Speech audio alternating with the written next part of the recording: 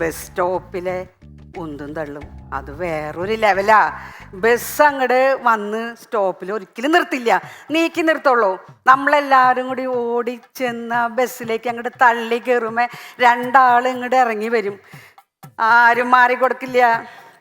അവർ ഉന്തിത്തള്ളി ഇറങ്ങും, നമ്മൾ ഉന്തി തള്ളി അങ്ങോട്ട് കയറും. കയറി കഴിയുമ്പോൾ കണ്ടക്ടർ പറയലുണ്ട്, മക്കളെ മുന്നിൽ എത്രയോ സ്ഥലം, മുന്നിലേക്ക് കയറിപ്പോന്ന്.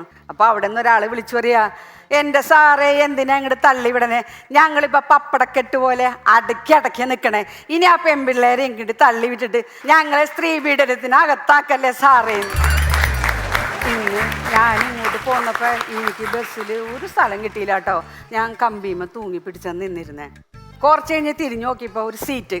ഞാൻ എൻ്റെ ബാഗൊക്കെ എടുത്തിരിക്കാൻ ചെന്നപ്പോൾ എൻ്റെ മുന്നിൽ നിന്നൊരു പെൺകൊച്ച് എന്നെ ഉന്തി തള്ളിപ്പോയി സീറ്റിൽ നിന്നിട്ട് എന്നോട് പറയാ, മോളെ ഞാനൊന്ന് ഇരുന്നോട്ടേന്ന്. എൻ്റെ മോളുടെ പ്രായമില്ലാതെ എന്നെ മോളേന്ന് വിളിക്കണ്. അപ്പം എനിക്ക് തോന്നി കാര്യം കാണാൻ വേണ്ടിയിട്ട് പ്രായം കുറയ്ക്കുകയും കൂട്ടുകയും ചെയ്യുന്ന കാലഘട്ടത്തിലാണ് നമ്മൾ ജീവിക്കുന്നത്. സത്യല്ലേ?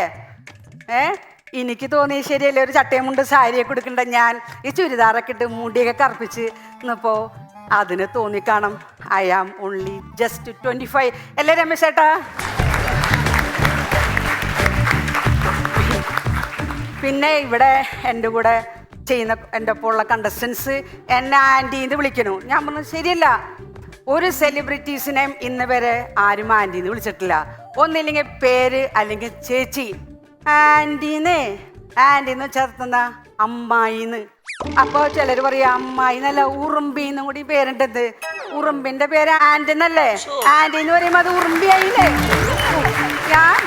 ഞാനിനിയിപ്പോൾ എന്നെ ആൻറ്റീന്ന് വിളിക്കുന്നവരുടെ പേരൊന്നും ഞാനിവിടെ പറയണില്ല.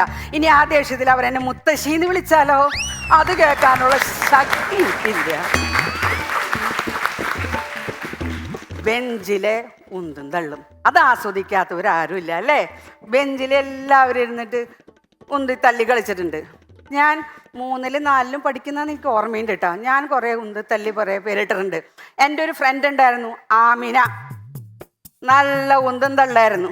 എൻ്റെ അങ്ങ് തള്ളിയിട്ടിട്ടുണ്ട്, ഞാനും തള്ളിയിട്ടുണ്ട്. ഒരു ദിവസം ഞാൻ തള്ളിയിട്ടപ്പോൾ ആൾക്ക് വേദനിച്ചു. അടുത്ത ക്ലാസ്സിലെ ഫ്രണ്ട് ബീരാനോട് ചെന്ന് പറഞ്ഞേക്കണു.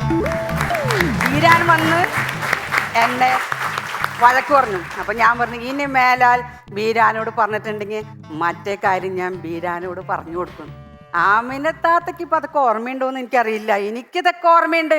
കാരണം ആളിപ്പോൾ വലിയ പൊസിഷനിലേക്കല്ലേ ഇരിക്കണേ. നേതാക്കന്മാരുടെ തള്ളൽ അതൊരു പടി തള്ളൽ ഇനിയാണല്ലേ. ആ തള്ളലൊക്കെ കേൾക്കുമ്പോൾ നമുക്ക് ഒരു കുളിർമ, ഒരു ആകാംക്ഷ, ഒരു ജിജ്ഞാസ, നമ്മൾ ഏതോ ഒരു ലോകത്തേക്ക് പോണ പോലെ തോന്നും അല്ലേ? നമുക്ക് നല്ലൊരു സെറ്റപ്പ് ജീവിതം അങ്ങോട്ട് കിട്ടാൻ പോണ്. അത് ഓർത്തിട്ട് നമ്മൾ തള്ളി നമ്മുടെ ജീവിതം നിൽക്കുമ്പോൾ നമ്മുടെ രാജ്യം തള്ളിയൊക്കെ പോവും. തള്ളൽ നല്ലതാ. പിന്നെ വിലക്കുറവ്. ഈ വില കുറഞ്ഞ സാധനം, കൂടിയ സാധനം ഇന്ന് കുറയോ നാളെ കുറയും മറ്റന്നാൾ കുറയും അങ്ങോട്ട് ചിന്തിച്ചേ പട്ടിണി കിടത്താനും നമ്മൾ മുന്നോട്ട് പോകും. കുറേ പട്ടിണി എടുക്കുമ്പോൾ നമുക്ക് തോന്നും ഓ ശരി, ഇച്ചിരി ദേഹക്കനങ്ങാതെ കുറച്ച് കാശൊക്കെ സമ്പാദിക്കുന്ന ഒരു ജോലി അല്ലെങ്കിൽ ഒരു ബിസിനസ് തുടങ്ങാമെന്നൊക്കെ വിചാരിക്കും. തുടങ്ങാൻ വിചാരിക്കുമ്പോഴായിരിക്കും ചില വലിയ വലിയ ആൾക്കാരുടെ വാചകങ്ങളൊക്കെ ഇങ്ങനെ കാണാം. Narcotics is A dirty business. അതോടുകൂടി അത് ഉപേക്ഷിക്കും. പിന്നെ പട്ടിണി കിടന്നിട്ടായാലും റേഷനറിയുടെ കഞ്ഞി കുടിച്ചങ്ങോട്ട് ജീവിക്കും. കല്യാണ വീട്ടിലെ തള്ളലാണ് തള്ളൽ. ഈ വില കുറഞ്ഞ സാധനങ്ങളൊക്കെ വിലയുള്ളതായി തീരുന്ന സ്ഥലമാണ് കല്യാണ വീട്. 2000 രൂപയുടെ സാരി 5000, 5000-ൻ്റെ 10,000, 10,000-ൻ്റെ 50,000. ഈ കല്യാണ റോൾഡ് ഗോൾഡൊക്കെ ഗോൾഡായി തീരുന്നതും ഈ കല്യാണ വീട്ടിലാണ്. കല്യാണത്തിൽ പെണ്ണും ചെക്കൻ്റെ കല്യാണം നല്ല ഹൈലൈറ്റ്. സദ്യയാണ് സദ്യ. ആ സദ്യ ഈ ഷട്ടർ തുറന്നടയ്ക്കുന്ന ഹോളാണെങ്കിൽ സംഭവം ക്ലിയറാണ്. എല്ലാവരും 500 രൂപയുടെ സാരി എടുത്തവരും 50,000 സാരി എടുത്തവരും സ്ത്രീ പുരുഷ ഭേദമന്യേ ഈ ഹോളിൻ്റെ മുന്നിൽ ഹാജരാ സദ്യയുടെ സമയത്ത്. ഈ ഷട്ടറ തുറക്കുമ്പോൾ ഉന്തി തള്ളി ഒരു ഓട്ട കസേര പിടിക്കാനായിട്ട്. അത് കാണുമ്പോൾ തോന്നേ ഒരാഴ്ചയായിട്ട് ഇവര് പട്ടിണി കിടക്കായിരുന്നു. ഐസ്ക്രീമിൻ്റെ അവിടെ സഹിക്കില്ലേട്ടാ. പ്രായഭേദമന്യേ എന്ന് പറയണ പോലെ കുഞ്ഞു കുട്ടികൾ മുതൽ വലിയ അപ്പൂപ്പന്മാർ വരെ അവിടെ ഉന്തന്തല്ല.